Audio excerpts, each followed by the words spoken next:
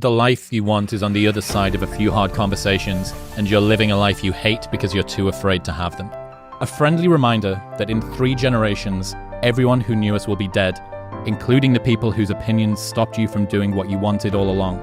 Imagine that someone you know achieves every dream and hits every goal they have. Years later, they get old and die. 2 years after that, how much do you care? About as much as everyone else will if you accomplish your goals and dreams. Do it for you. The heaviest things in life aren't iron and gold, but unmade decisions. The reason you are stressed is that you have decisions to make, and you're not making them. You're not afraid of failing. You're afraid of what other people will think of you if you fail.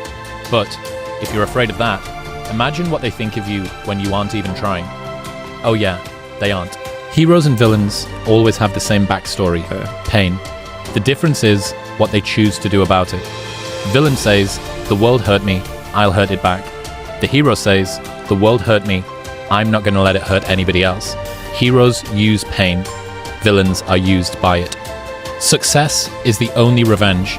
As you expand, they shrink into irrelevance. As you get louder, no one can hear them. You don't beat them, you cast a shadow so big, no one can see them to begin with. When people copy, they copy the wrong stuff because they don't know why it worked to begin with. And when it breaks, they don't know how to fix it because they didn't build it. So don't sweat it. Copycats will always be behind. You've already achieved goals you said would make you happy. You've already achieved goals you said would make you happy. When you're on your way up, everyone roots for you because you remind them of their dreams. When you're at the top, everyone tears you down because you remind them that they gave up on them. For anyone who needs a reminder, no one is going to hate on you for doing worse than them. You don't have to feel good about it, you just have to keep going. The feeling will pass, but you will remain. You are greater than your feelings. Going to bed late and waking up early to work for a few days won't kill you.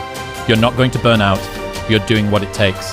If you're one of those people that push work-life balance, just remember, the people who like working a lot don't care. I've never regretted trying harder at anything ever. Hard times last long, but an epic story feels like a lifetime. Judge yourself by your actions, not by your thoughts. I became significantly less disappointed in myself when I started judging myself only on the actions I took, not the thoughts I had. Stop complaining about the results you didn't get from the work you didn't put in. The only way to become more successful than most people is to be willing to do something most people aren't willing to do. Consistency doesn't guarantee that you'll be successful, but not being consistent will guarantee that you won't reach success. Instead of spending time getting in the mood to work, just start working. Confront the work. People think they need perfect conditions to start, when in reality, starting is the perfect condition. If they don't have what you want, don't listen to what they say. There's no greater waste of time than justifying your actions to people who have a life you don't want.